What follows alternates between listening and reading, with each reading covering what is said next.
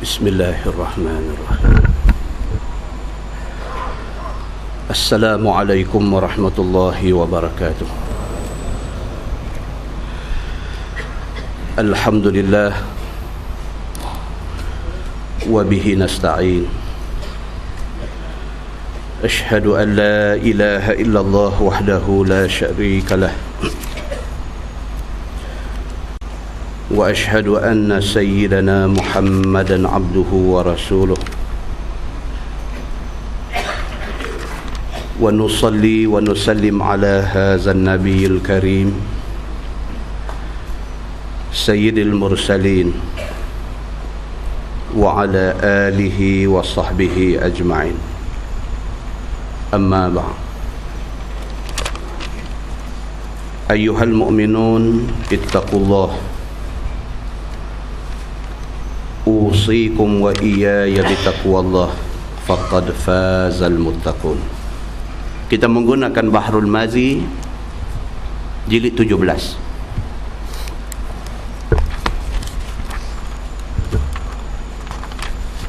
Muka surat 33. Jilid 18, muka surat 33. Kita masuk bab ma jaa fi sinni ahlil jannah,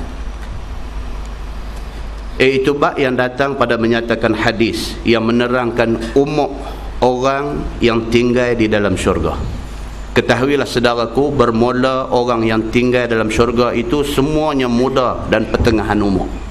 Kita dah bagi tahu pada bulan lepas, kita mati umur berapa pun, bila kita dibangkitkan, kita masuk syurga, umur kita segagan. Mati umur 100 ke, mati umur 80 ke, mati umur 16, 17 ke, bila bangkit esok, masuk syurga, umur segagan. Allah Subhanahu wa ta'ala jadikan umur penghuni syurga ini umur muda dan umur pertengahan. Cukup dengan rupa, gagah dan segaknya.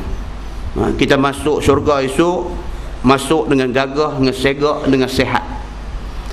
Sekiranya dilihat pada rupa dan dilihat pada tokohnya, masuk tu tengok kating tu, dia kata memang kating orang muda, begitu. Maka boleh dibanding dengan orang sama-sama berumur sekira-kira 30 tahun ataupun 33 tahun.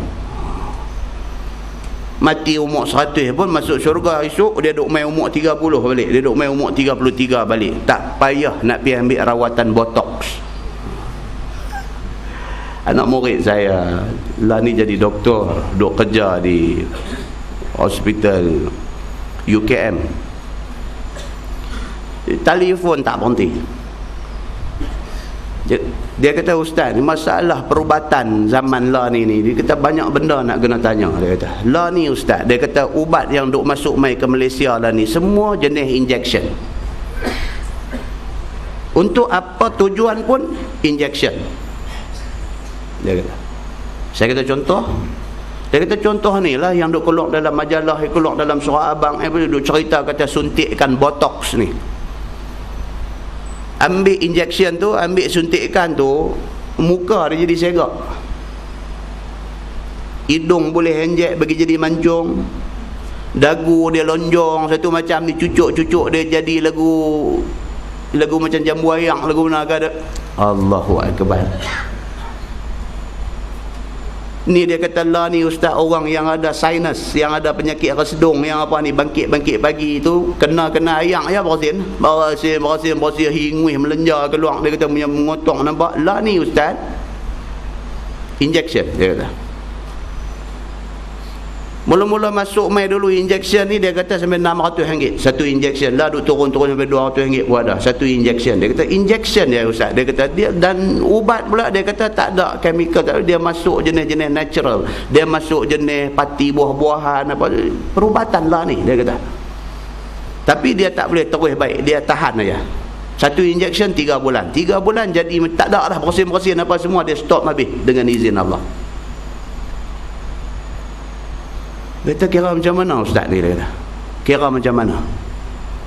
Saya kata kira ada duit boleh buat lah. Dia kata ada hukum kira macam mana.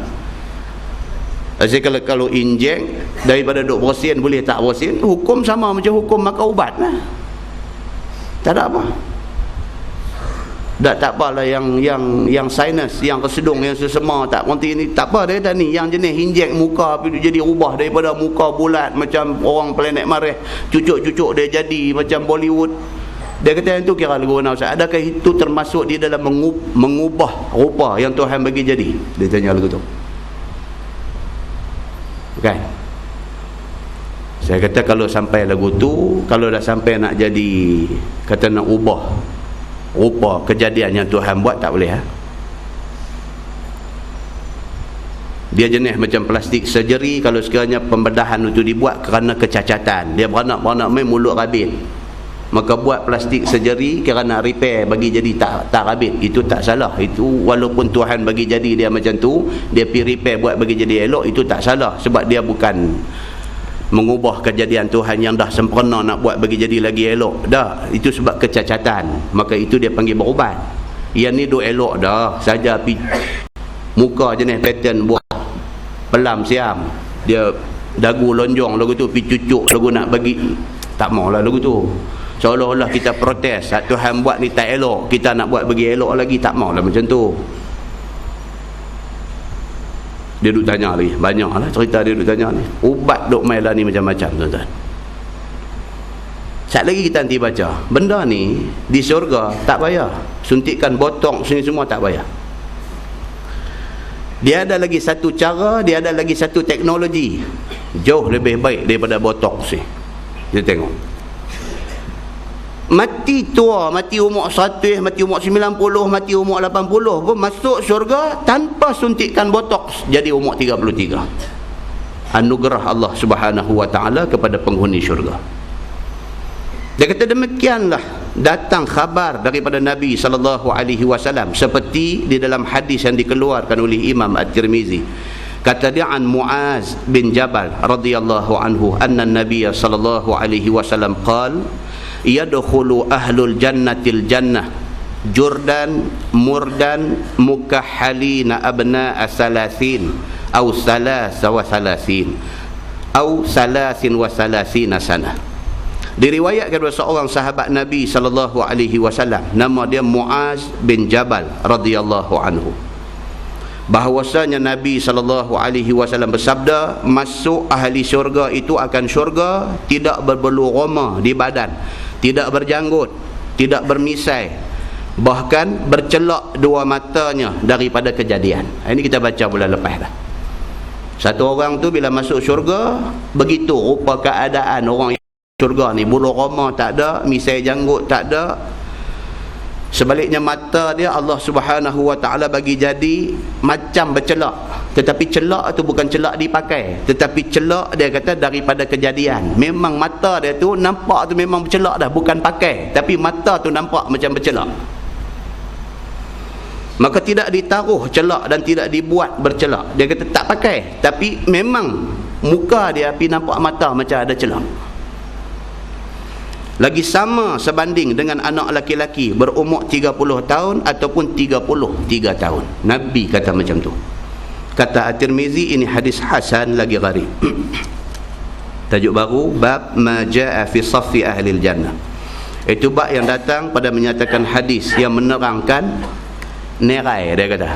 Ini yang kata kitab Baharul Mazi ni, dia guna bahasa dia. Nerai. Nerai ni kalau orang Johor baca, dia duk menerangkan nerai. Oh, dia kata terai kot, dia kata. Bukan terai, nerai. Nerai maksud dia apa? Soft, dia kata. Kita lah kata menerai. Allah, dia pakai turun pergi menerai. Menerai tu maksud kata bersoft-soft, berbaris-baris. Kitab ni dia guna perkataan tu. Dia kata bab yang datang pada menyatakan hadis yang menerangkan nerai. Dia kata yakni saf isi syurga. Ketahuilah saudaraku, orang yang masuk syurga itu bersaf-saf sebagaimana datang khabarnya atas yang demikian itu. Dan telah tertentu bilangan saf itu. Jumlah saf-saf umat Islam daripada umat Muhammad sallallahu alaihi wasallam dan lainnya iaitu 120 saf. Hak nak berlarak masuk syurga ni, dia berlarak api itu dalam 120 saf. Tuan-tuan, minta doa kepada Allah Subhanahu Wa Taala, kita salah seorang ada dalam 120 saf tu. Duk masuk syurga ni, dia masuk bersaf-saf. Nabi kata yang masuk syurga ini 120 saf. Dia kata.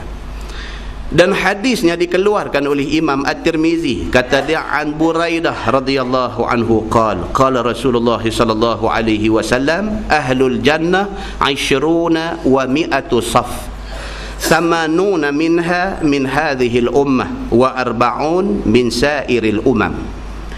Diriwayatkan daripada seorang sahabat Nabi sallallahu alaihi wasallam, nama dia Buraidah radhiyallahu anhu. Kata dia, sabda Nabi sallallahu alaihi wasallam, bermula ahli syurga itu pada waktu masuknya ke dalam syurga, iaitu 120 saf. Nak masuk syurga tu 120 saf. Tiap-tiap satu saf itu barang yang di antara masyriq dan maghrib panjangnya. Satu saf daripada timur ke barat panjang dia. Dia ada 120 saf. Macam kita lah. Kita kuliah apa nama Masjid Sultanah ramai ke? Kita tak ramai, ada 4 saf ya. Ada 4 saf ya. Baik kuliah di masjid mana ke pula, dia kata ada 10 saf.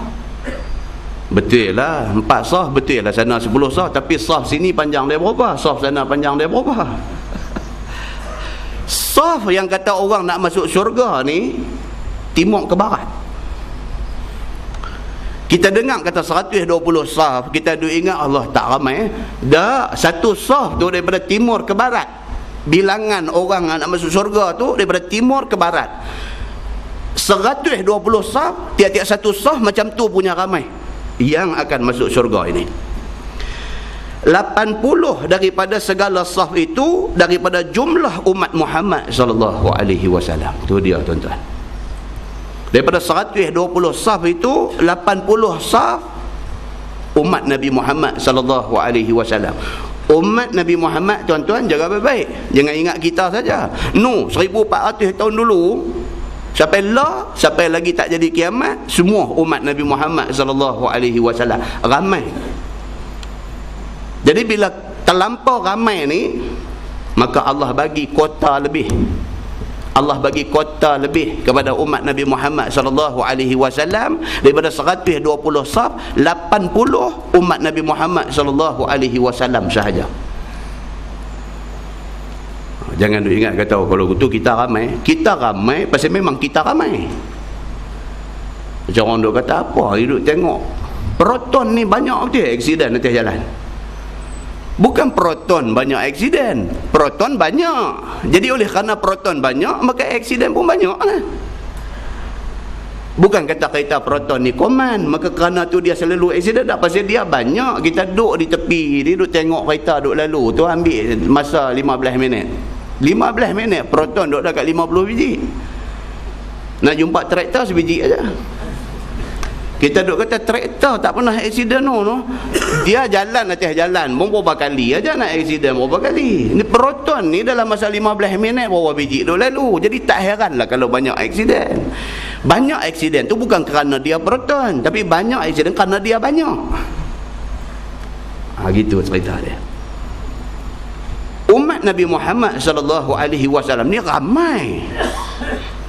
Maka tidak heran kerana ramai dia dan juga kerana istimewa Nabi Muhammad sallallahu alaihi wasallam, maka Allah bagi kota dekat umat akhir zaman, umat Nabi Muhammad sallallahu alaihi wasallam ni Allah bagi kota tinggi. Allah bagi 80 untuk umat Nabi Muhammad, 40 saja untuk umat Nabi lain. Dan dia kata 40 saf jumlah daripada umat-umat yang dahulu. Daripada zaman Nabi Adam alaihi salam sampai Nabi Allah Isa alaihi wassalatu wassalam, semua tu 40 saf depa.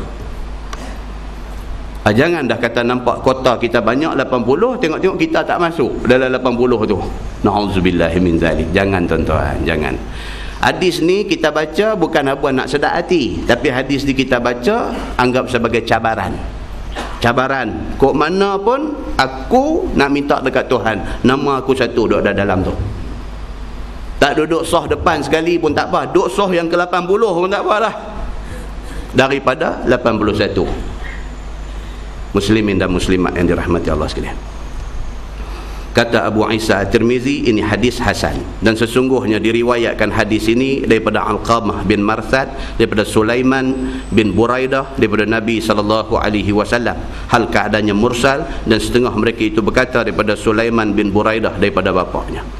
Tajuk baru, bab ma antum fi syirk illa kasya'aratil bayda, iaitu bab yang pada menyatakan hadis yang menerangkan tiada ada sekalian kamu wahai umat Muhammad di dalam orang-orang kafir itu melainkan seperti sehelai bulu putih.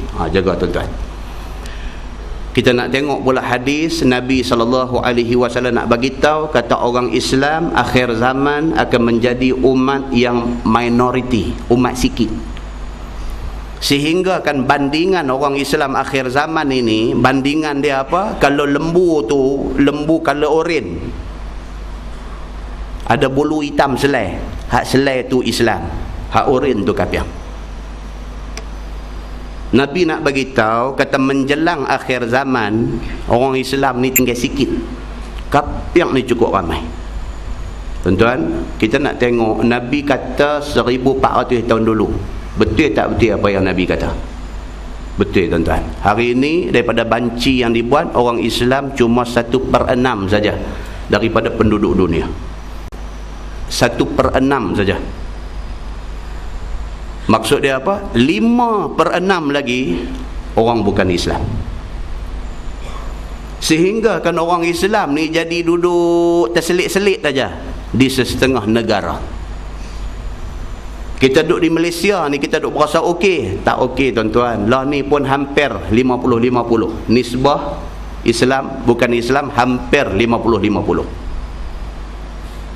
Kita duduk di Kedah ni lagi duduk berasa tak apa. Kita duduk di Tobiak lagi tak apa. Kita duduk kampung kita semua. Tapi tuan-tuan, keluar sikit pi Pulau Pinang, pulau tu, pi di pulau tu berasa dah kita korang. Keluar sikit lagi pi Singapura, berasa ada korang kita tak ada.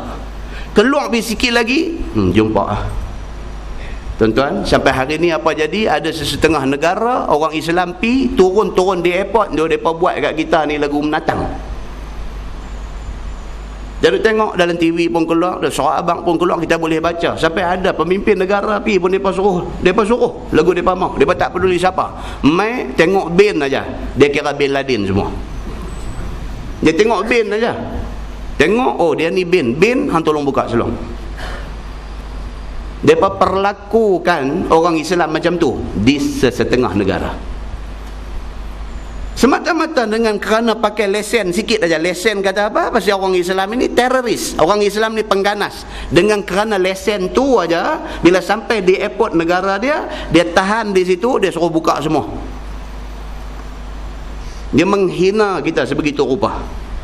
Pasal apa kita jadi lagu tu tuan-tuan? Ini dia. Di antara sebabnya, dia ada banyak sebab lain. Di antara sebabnya pasal kita minoriti.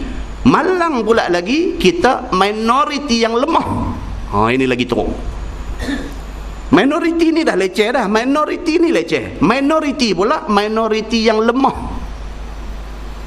Dari segi penguasaan ilmu pengetahuan lemah, dari segi penguasaan ekonomi lemah, dari segi penguasaan bidang teknologi lemah, dari segi solidariti, dari segi perpaduan sama-sama kita lemah. Pendek kata, kita ni lemah. Lemah kita ni sampai peringkat apa? Sampai peringkat ustaz sama ustaz bergaduh. Leceh tuan-tuan. Cukup leceh. Sepatutnya dalam masyarakat ni ustaz, dia jadi dynamo, dia duk supply power dekat orang Islam ni. Sepatutnya ustaz begitu. Tiba-tiba ustaz pergi jadi lemah. Ustaz duk condemn ustaz, ustaz duk condemn ustaz, ustaz duk condemn ustaz. Sampai apa ni? Bagaimana umat Islam nak mengharapkan dia dapat satu suntikan semangat? Bagaimana umat Islam nak dapat satu suntikan kebaikan kalau sekiranya orang yang nak menyuntik itu pun sendiri tidak buat benda macam tu? Begitulah lemah dan komannya kita hari ini. Tak ada apa, ilmu pengetahuan pun tak ke mana. Ada ilmu tapi tak ke mana, dia tak sampai ke tahap yang boleh dikagumi oleh orang, tak sampai. Dari segi teknologi, dari segi apa, tak sampai. Kita belajar tapi belajar halfway, belajar halfway, dia tak boleh nak pi sampai ke ujung. Tak mampu kita nak mendaki sampai ke puncak tu, tak mampu. Lemahnya kita begitu. Muslimin dan muslimat yang dirahmati Allah sekalian, akibat dia apa jadi tuan-tuan? Hampir pasti Amerika bukan sahaja nak serang Iran, Syria pun dia berminat juga. Adakah pasal Rafiq Hariri kena bunuh? Amerika buat kenyataan malam kemarin, tuan-tuan tengok dalam berita, Presiden Amerika buat kenyataan, dia kata yang bunuh Rafiq Hariri ni disyaki, dia kata orang Syria. La ilaha illallah. Dia pula boleh cakap, dia boleh tuduh satu negara Islam, dia pula dengan berasaskan kepada tuduhan itu, esok dia boleh serang. Apa orang Islam boleh buat? Tak boleh buat apa. Pasal apa kita jadi macam tu? Kerana kita minoriti, yang lemah.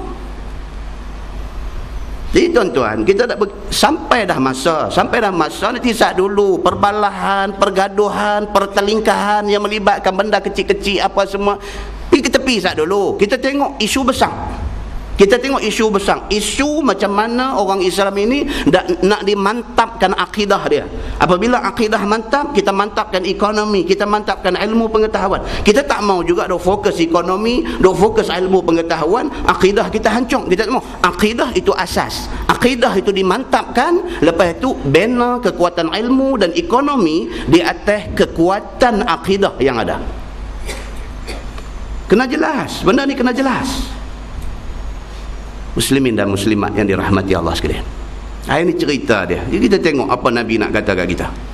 Sesungguhnya ya saudaraku, sangatlah banyaknya orang kafir di dalam dunia ini, sehingga kan tidak terhingga banyaknya. Tu dia ni, dia tulis kitab ni, Syekh Idris Al-Marbawi tulis kitab ni 60 tahun dulu. 60 tahun dulu. Masa dia tulis 60 tahun dulu, dia kata lagu ni dah. Dia kata punya ramai, dia kata orang bukan Islam ni tak tahu nak abang, punya ramainya sampai macam tu. Maka banyak-banyak kita syukur kepada Tuhan yang mengurniakan kita masuk daripada jumlah orang Islam.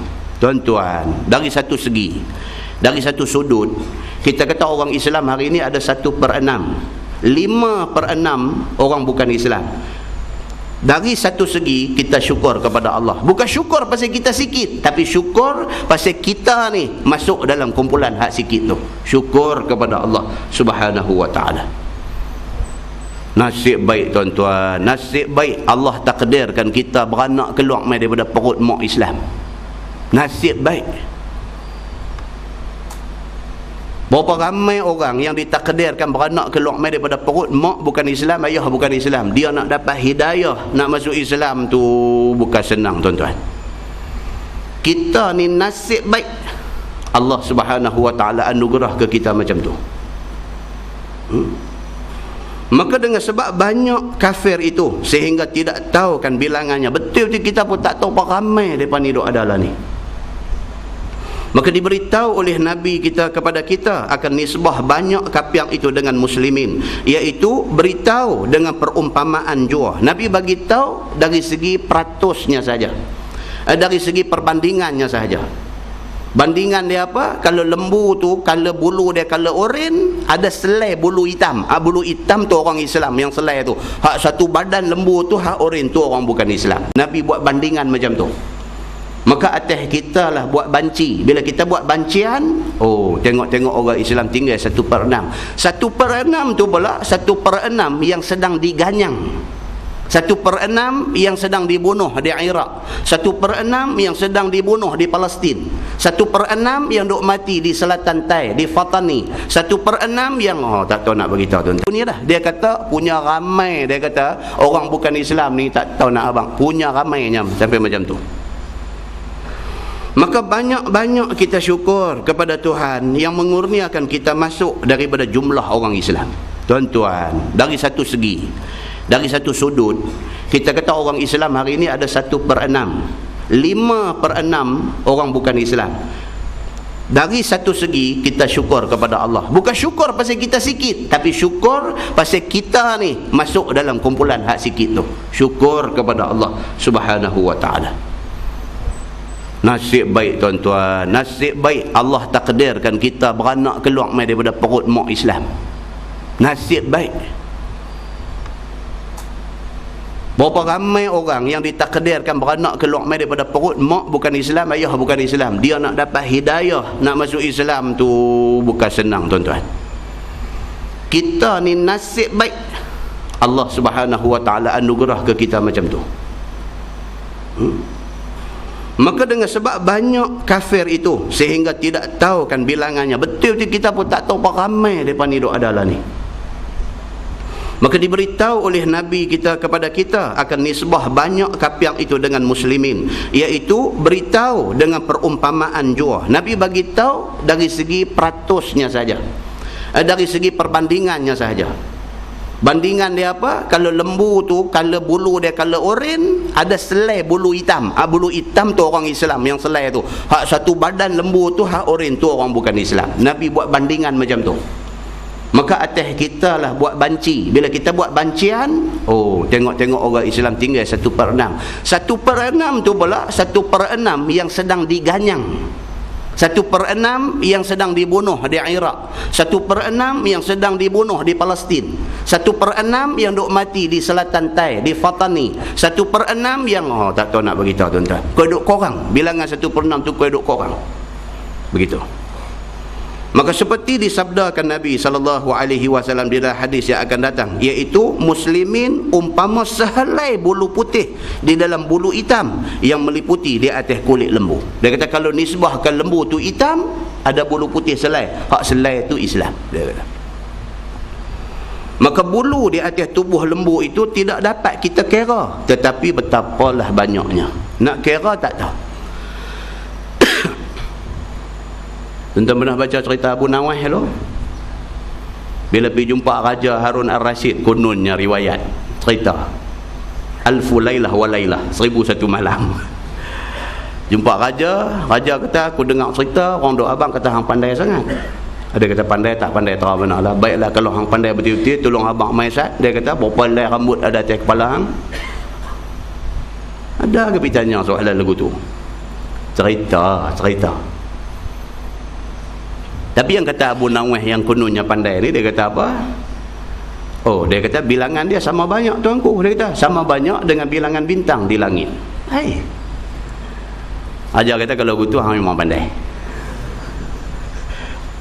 Jawab pun dalam bentuk bandingan juga. Jadi kalau nak tahu bilangan berapa helai rambut ada atas kepala saya, dia sama banyak dengan bintang di langit, tolong bilang bintang ada berapa banyak itulah rambut saya. Pandai-pandai dia kata. Okay. Ada cerita lagu tu. Berapa ramai orang kafir di akhir zaman tak tahu. Angka yang tepat tak tahu. Tapi bandingan dia macam bulu yang ada di badan lembu ni. Dan betapalah nisbah kita dengan orang kafir, iaitu di dalam bulu yang begitu punya banyak, muslimin seperti sehelai bulu sahaja. Dan hadis itu didatangkan oleh Imam At-Tirmizi, kata dia an Abdullah bin Mas'udin qala kunna ma'an Nabi sallallahu alaihi wasallam fi qubbatin nahwan min 40. Faqala lana Rasulullah sallallahu alaihi wasallam at-tardawna an takunu rubu'a ahli al-jannah. Diriwayatkan dari seorang sahabat Nabi sallallahu alaihi wasallam, nama dia Abdullah bin Mas'ud radhiyallahu anhu. Tuan-tuan ingat Abdullah bin Mas'ud, dia yang bunuh Abu Jahal dalam perang Badar. Abdullah bin Mas'ud. Kata dia adalah kami serta Nabi SAW di dalam satu khemah semacam kubah yang bulat di atasnya. Kami itu ada lebih kurang jumlah 40 orang. Dia kata kami duduk dengan Nabi bawah satu khemah, kami ada lebih kurang 40 orang. Di dalam itu lalu bersabda Nabi SAW, adakah tidak suka sekalian kamu bahawa ada kamu seperempat isi surga? Tengah duduk dalam kemah ni dengan Nabi, 40 orang sahabat dengan Nabi ni. Jadi Nabi kata lagu tu, Nabi kata hampa suka tak suka kalau sekiranya esok ni kita ni merupakan 1/4 daripada penghuni syurga. Hampa suka tak suka? Nabi tanya macam tu. Tuan-tuan, sahabat Nabi biasa Nabi tanya macam ni. Bila Nabi duk cerita tentang ahli syurga, sahabat biasa seorang bangkit berdiri, angkat tangan. Ukasyah nama dia. Dia angkat tangan. Dia kata, ya Rasulullah, tolong doa. Dia kata, tolong doa bagi saya salah seorang daripada ahli syurga. Dia pandai ambil itu peluang tu. Bila Nabi duk sebut tentang ahli syurga apa semua, dia terus angkat tangan. Dia kata, ya Rasulullah, tolong doakan saya salah seorang daripada ahli syurga. Nabi senyum. Nabi doa. Bila tengok Ukasyah didoakan oleh Nabi SAW jadi ahli syurga, Nabi doa ni kira approve lah. Kira sign siap dah lah. Ukasyah bangkit, dia kata, ya Rasulullah, minta satu aja, tolong doa bagi aku jadi ahli syurga. Nabi senyum. Senyum bagaimana? Nabi kata, oh, dia ni cerdik tu. Nabi doa. Bila Nabi doa hak lain, menyerama bangkit. Ya Rasulullah aku, ya Rasulullah aku. Nabi kata, telah mendahului kamu oleh Ukasyah. Nabi kata, Ukasyah dulu dah, hampa tak dah. Kalau tidak, jenuh seorang-seorang lah. Kan? Macam kita pergi nak jampi ayam dekat, kan, main seorang bolehlah bawa ayam mineral sebotol. Dia buka botol tu muih sikit, dia main turun buang 2 baih. Ada kata, saya jampi ayam kolah ni pakai cedok ambil. Pasal apa? Larat dan nak jampi berapa botol nanti duk main. Seorang bawa 5 botol. Kan? Dia kata, untuk nak memudahkan kerja saya dan untuk nak menjimatkan masa, nampak kolah ni jadi habuan hari ni, dia jampi kolah tu hampa pakai cedok ambil. Selesai. Sekali buat ya, dia kata. Kan? Ada cerita lagu tu. Jadi Ukasyah ni dia pergi jumpa, dia pergi dulu minta kat Nabi. Nabi doa hak lain pakai anda. Nabi kata, telah mendahului kamu oleh Ukasyah. Nabi kata begitu. Ini pula Nabi duduk dengan sahabat-sahabat 40 orang. Nabi tanya dia apa? Nabi kata, hampa mau tak kita ni, umat Nabi Muhammad ni, kita ni menjadi 1/4 daripada penghuni syurga? Hampa mau tak mau? Qalu na'am. Qala atardawna an takunu sulusa ahlil jannah? Qalu na'am. Qala atardawna an takunu syatra ahlil jannah? Jawab mereka itu, bahkan ya Rasulullah. Nabi kata, hampa mau tak aku minta dekat Tuhan, kita ni jadi 1/4 daripada penghuni syurga. Kalau penghuni syurga 1000 orang, 250 orang kita. Hampa mau tak mau? Nabi tanya lagu tu. Maka sabda Nabi, adakah suka sekalian kamu? Dia kata, bahkan ya Rasulullah. Dia kata, mau. Kemudian Nabi kata lagi, adakah suka sekalian kamu bahawa kamu 1/3 daripada ahli syurga? Tadi 1/4 kecil, 1/3 besar sikit. Nabi kata, mau tak mau kalau kita ni umat akhir zaman ini dijadikan 1/3 daripada penghuni syurga? Jawab mereka itu, bahkan ya Rasulullah. Dia kata, lagi maulah kalau tambah kota tu lagi bagus lah. Macam haji tahun baru ni kan, kota tambah. Bila kota tambah, adalah 10,000 orang tak pi Muzdalifah, tak pi Mina, terus balik Mekah. Pasal apa? Terlampau ramai nak jaga, tak boleh. Hampa nak sangat tambah kota, tambah balik Mekah semua.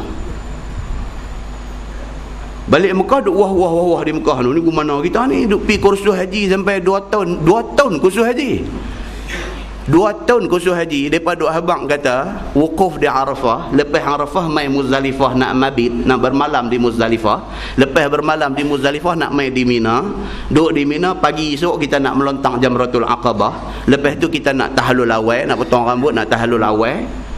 Lepas tu kita nak tunggu di Mina 3 hari untuk nak bermalam di ketiga-tiga malam, dan juga nak melontak di ketiga-tiga jamrah pada ketiga-tiga hari. Kita duk belajar lagu tu 2 tahun pergi duk kursus haji lagu tu. Tato dapat pergi Mekah, daripada Arafah tato duk dah Mekah. Muzdalifah tang mana kita pergi tadi? Bukan duk tanya. Tak tahu, dia kata pergi tak pergi tak tahu. Nak kursus 2 tahun ni. Tak tahu pergi tak pergi tak tahu, tapi ni Mekah lah ni, cara ni Mekah ni. Aduh, kita tak pergi Muzdalifah macam mana ni? Tak tahu dia kata. Bukan dia kata tak tahu, dia kata tak tahu. Tanya kawan sebilik kata, hang tanya aku duk ingat nak tanya hang. Dia mula. Dia mula duduk di kelang kabut. Ni macam mana ni? Macam cari jumpa petugas tabung haji. Tanya ni macam mana kami jadi lagu ni? Kami tak bermalam di Muzdalifah apa, kami tak pergi Mina. Tak apa. Dia kata mukrah. Dia kata mukrah ni apa? Mukrah. Dia kata dia tak beritahu apa. Mukrah ni apa pula kata. Tuan-tuan, macam-macam jadi kan. Tak tahulah fatwa, ada kot fatwa keluar kata tak apa ke macam mana. Kata dengan sebab mukrah tak apa, tak bermalam tak apa. Lepas tu dah tak bermalam macam mana kita tinggal wajib haji bermalam di Muzdalifah tu, dam apa semua nak bayang ke? Takkan kita nak bayang? Itu siapa nak bayang? Dia kata tak apa, tabung haji kata apa nama kerajaan Saudi bayar pula dia kata. Wallahu a'lam kan. Jadi cerita ni berbagai-bagai. Kita tak tahu macam mana lah. Jadi yang ni mungkin mereka akan bagi penjelasan kemudian lah. Kan? Pasal apa ni jadi macam ni? Pasal apa? Pasal tambah kota. Tambah kota itu benda boleh buat, tapi nak jaga macam mana? Tempat nak duduk di Mina tak ada dengan apa semua, jenuh nak buat macam mana? Kan? Dah balik main cerita kata ustaz saya tak pernah. Dia kata saya dengan bini saya dua-dua sekali naik bas duduk atas bumbung dia kata. Umur dah sampai nak pi 50 dah. Dia kata tak pernah naik bas atas bumbung. Dia kata pi Mekah duduk di atas. Saya pun tak tahu kepala ekor. Saya tahan bas nak balik daripada Mina nak pi Mekah. Nak balik daripada Mina Mekah tengok bas mai tahan duduk angguk-angguk masa ayam dengan itik. Nak cakap tak arti duduk angguk. Kan? Dia kata salasun 30 rial. Oh, salasun dia pun mengaji Kuala Harap sah itu ni. Wahid di sini salasun agama 30 kot dia kata. Dia kata korang ni dia buat tangan lagu tu. Korang. Nah abang berapa tak arti abang lagu tu ya. Korang sikit. Arab dia kata tak apa. Fuk apa pula? Fuk. Angguk naik atas bumbung. Fuk. Arab fauqa atas. Dia kata fuk aja. Fuk panjat tangga tu naik atas. Dia kata ustaz dengan saya dengan bini saya duk pegang duk lagu tu. Dia kata atas apa? Saya kata yang tu yang hang susah lupa pergi buat haji ni. Dia kata kan. Tuan-tuan ni cerita tuan-tuan macam-macam. Muslimin dan muslimat yang dirahmati Allah sekalian. Kota tambah punya pasal. Kan? Baik, jadi bila Nabi tanya sahabat yang 40 orang dalam kemah ni, Nabi kata hampa mau tak mau kalau sekiranya Allah bagi dekat kita 1/3 daripada penghuni syurga. Penghuni syurga bahagi 3, 1/3 kita umat akhir zaman. Mau ke tak mau? Jawab mereka itu bahkan ya Rasulullah. Sabda Nabi SAW lagi, adakah sekalian kamu suka bahawa ada kamu 1/2 daripada ahli syurga? Nabi tambah lagi kota. Mula-mula Nabi kata kalau 1/4 hangpa suka tak suka? Oh, mereka kata suka sangat. Nabi kata kalau 1/3 hangpa suka tak suka? Oh, mereka kata lebih-lebih suka lah. Nabi kata kalau setengah daripada ahli syurga tu kita, umat akhir zaman, hangpa suka tak suka? Yakni 1/2 daripada sekalian orang Islam yang dahulu-dahulu, campur daripada zaman Nabi Adam sampai kita hari ini sampai kiamat, umat Nabi Muhammad, umat akhir zaman sampai kiamat, setengah daripada hak masuk syurga tu umat Nabi Muhammad saja. Suka tak suka? Oh, sukalah. Kota tambah. Sabda Nabi innal jannah la yadkhuluha illa nafsun muslimah. Ma antum fi syirk illa kasya'aratil bayda fi jildi thawril aswad atau kasya'aratis sauda fi jildi thawril ahmar. Maksudnya bahawasanya syurga itu tiada masuk akan dia melainkan orang Islam. Nabi kata tadi cakap pasal kota daripada 1/4 jadi 1/3 jadi 1/2 jadi setengah daripada penghuni syurga umat akhir zaman. Tapi Nabi kata aku nak bagi tahu syarat dia. Syarat nak masuk dalam kota setengah ahli syurga ni. Syarat dia apa? Nabi kata syarat dia yang pertama sekali mestilah dia Islam. Orang Islam dulu. Apa cerita pun kita orang Islam. Sampai pejam mata mati tu Islam kita ni. Nabi kata apa? Man kana akhiru kalamihi la ilaha illallah dakhalal jannah. Nabi kata siapa yang akhir kalam dia masih lagi la ilaha illallah masuk syurga.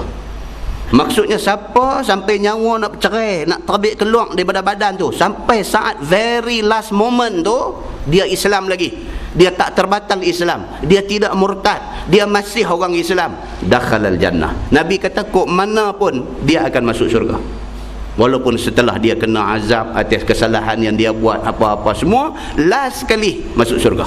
Begitu.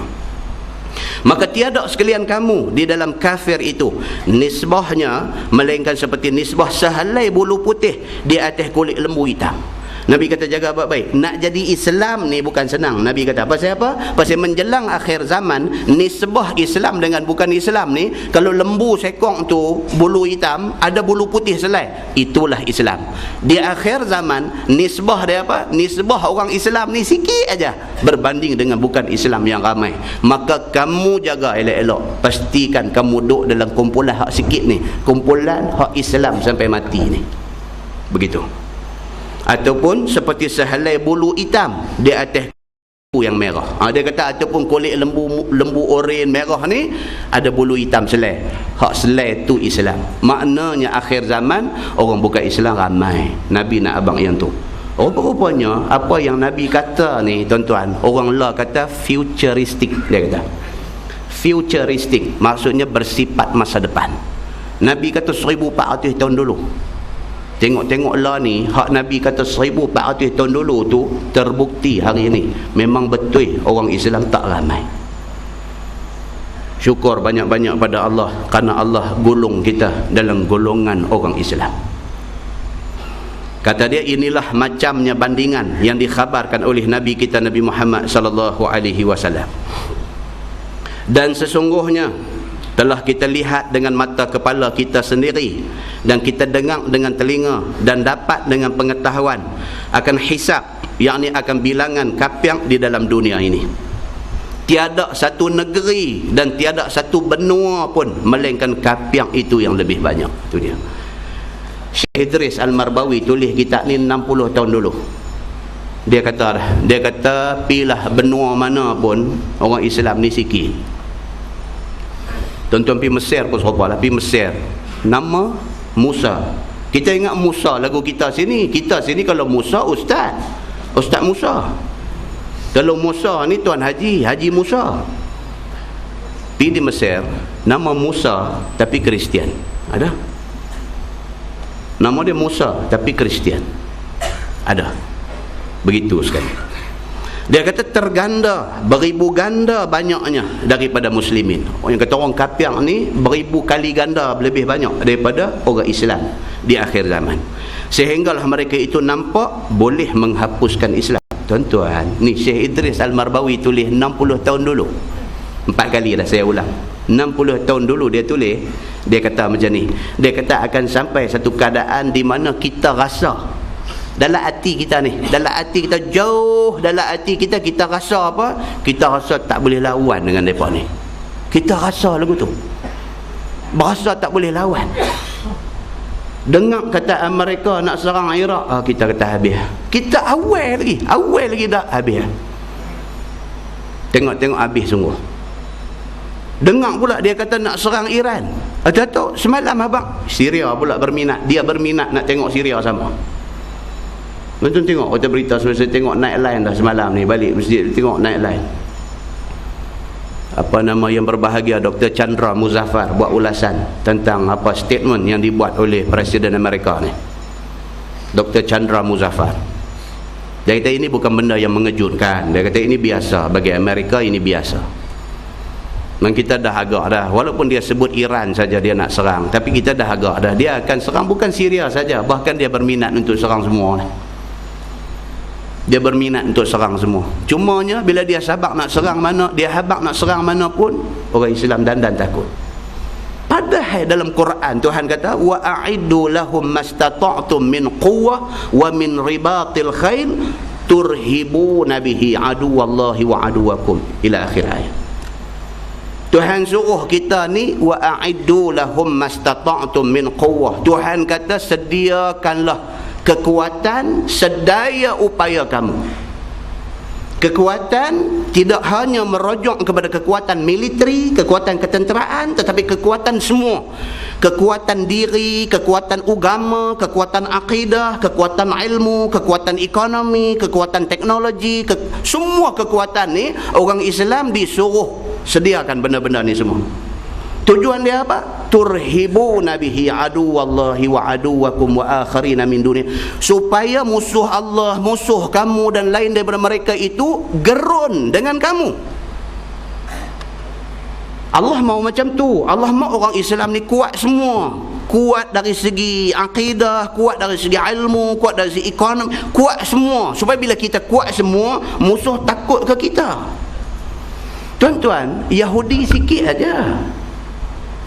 Yahudi ni sikit saja. Saya masa di universiti dulu, saya buat assignment, tajuk dia kronologi rakyat Palestin. Tajuk dia, bila kita buat kajian tentang rakyat Palestin, kita tengok dia punya kronologi dia duduk kembang. Rupanya yang kata Yahudi ni, Yahudi laknatullah alaihim ajma'in, yang kata Yahudi ni negeri pun tak ada. Dia tak ada negeri. Dia memang tak ada negeri. Satu bangsa yang tak ada negeri, yang semata-mata imigran, mai tumpang duduk di atas bumi Palestin tu, tumpang duduk. Rupa-rupanya dia duduk, dia jadi pokok dedalu. Dia duduk, akhirnya dia isap pokok tu, isap, pokok tu mati, dia hidup atas pokok tu. Dan sampai hari ni dia bukan ramai, dia sikit aja, tapi dia sikit yang kuat. Ekonomi Amerika dia pegang. Orang Amerika bukan orang Yahudi. Orang Amerika lah. Orang Yahudi ni lain. Mereka ni pergi duduk atas bumi Amerika. Hari ni ekonomi Amerika mereka pegang. Tuan-tuan sebut apa sahaja company yang bertaraf dunia, semua Yahudi punya. Maknanya apa? Sikit banyak ini bukan hal, tetapi sikit yang betul-betul berkualiti, itu yang kuat. Walaupun Nabi kata orang Islam akhir zaman sikit, tapi kalau kita sikit yang kuat, orang takut kat kita. Allah tidak sebut dalam ayat wa'iddu lahum mastata'tum min quwwah. Jadi Allah tidak sebut orang Islam ramai, tapi Allah sebut orang Islam disuruh siap dengan segala kekuatan. Oh tuan-tuan, tak usah fikir jauh lah, fikir kita lah. Kita dulu, kita anak-anak kita ni pergi mengaji elok-elok. Tak mau dengar kata tuang sekolah, tak mau dengar cerita kata hang pergi buat main-main di sekolah, tak mau cerita, tak mau dengar yang ni semua. Ayah mau hang belajar elok-elok. Pasal apa? Pasal hang orang Islam, ayah mau hang berjaya. Hang berjaya, Islam berjaya. Berapa orang daripada kita yang cakap macam tu dekat anak kita? Muslimin dan muslimat yang dirahmati Allah sekalian ni. Ini hadis ni dia beritahu kat kita macam ni, dia kata. Maka berganda, beribu ganda banyaknya orang kafir ni daripada orang Islam, sehingga mereka itu nampak macam boleh menghapuskan Islam, nampak macam mereka boleh hapuskan. Kita rasa macam tu. Dia kata jika tidak dengan peliharaan Allah Subhanahu wa taala. Kalau tak sebab Allah pelihara kita, habis dah kita ni, habis dah. Allah pelihara kita tuan-tuan. Allah pelihara. Begitu. Maka yang dikehendaki dengan kafir iaitulah sekalian yang beragama lain daripada agama Islam. Yang kata kafir tu lain daripada Islam. Mainlah apa nama agama apa-apa pun lain daripada Islam, kafir. Begitu. Daripada Yahudi dan Nasrani dan Majusi dan sebagainya. Kata At-Tirmizi bermula ini hadis hasan lagi sahih. Dan pada ini ada riwayat daripada Imran bin Husain dan Abi Sa'id Al-Khudri radhiyallahu anhu. Wallahu a'lam. Lepas ini kita masuk bab ma jaa fi sifati abwabil jannah. Lepas ini dia masuk satu tajuk tentang pintu syurga. Dia nak abang pintu syurga ni besar mana. Dia nak abang begitu. Pintu syurga. Yang kata pintu syurga ni besar mana. Kemudian sudahlah besar mana, masuk tu pula macam mana, dia akan beritahu. Mula dia nak beritahu pintu syurga tu besar mana. Lepas tu dia nak beritahu masuk macam mana. Saya dah cerita bulan lepas email apa yang satu budak yang mengaji di di Aceh yang cerita kata pakak berebut masuk masjid, berebut dekat pintu masjid tu. Pintu tu pun besar dah, dia berebut masuk dengan 1000 orang pergi nak masuk sekali pada satu masa ni, berebut. Jatuh memang mati kena pijak. Adakah nak masuk surga begitu keadaan dia? Kita akan tengok, dan benda ni diceritakan di dalam hadis Nabi sallallahu alaihi wasallam.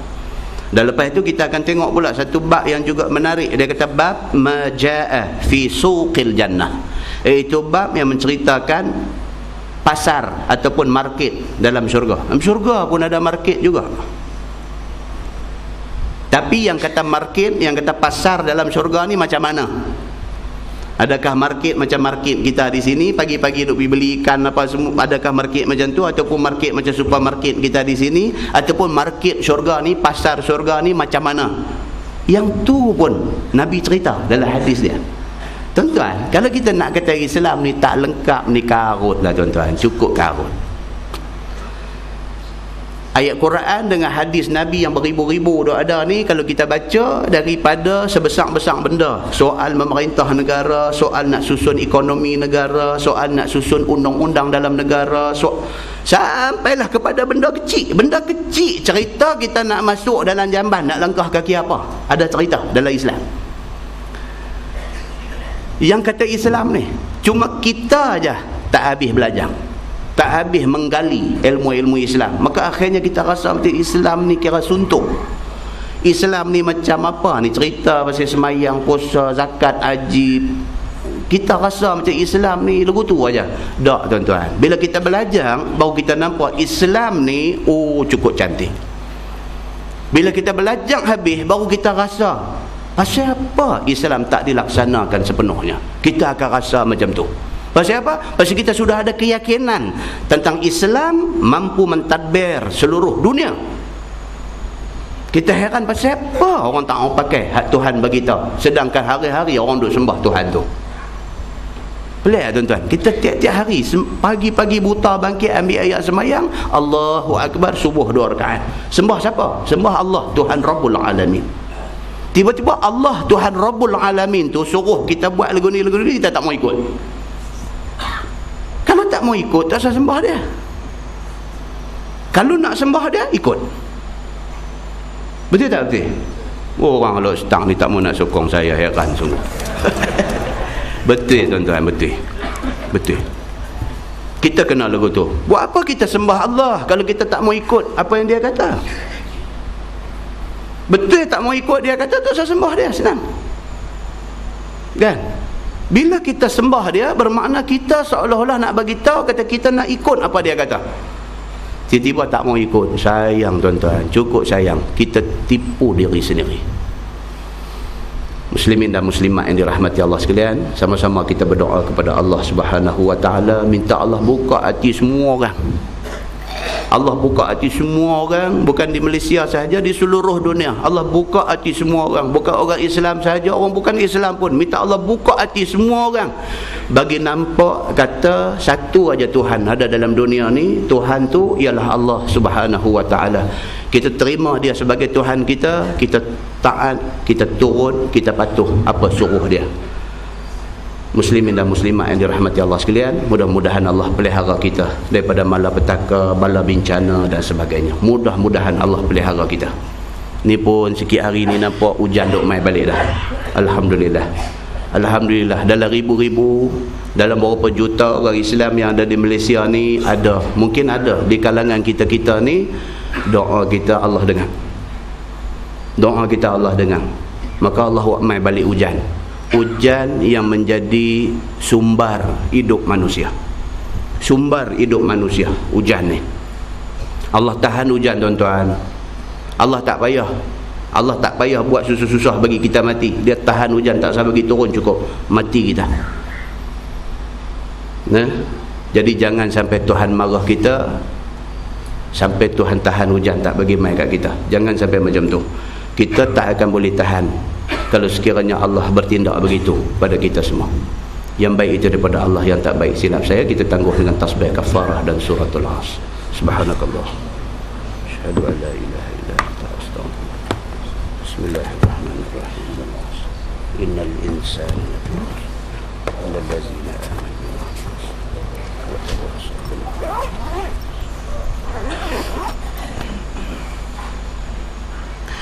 اللهم صل على محمد في الأولين والآخرين وسلم رضي الله تبارك وتعالى عن سادتنا أصحاب سيدنا رسول الله أجمعين. بسم الله الرحمن الرحيم. الحمد لله رب العالمين حمدا يوافي نعمه ويكافئ مزيده.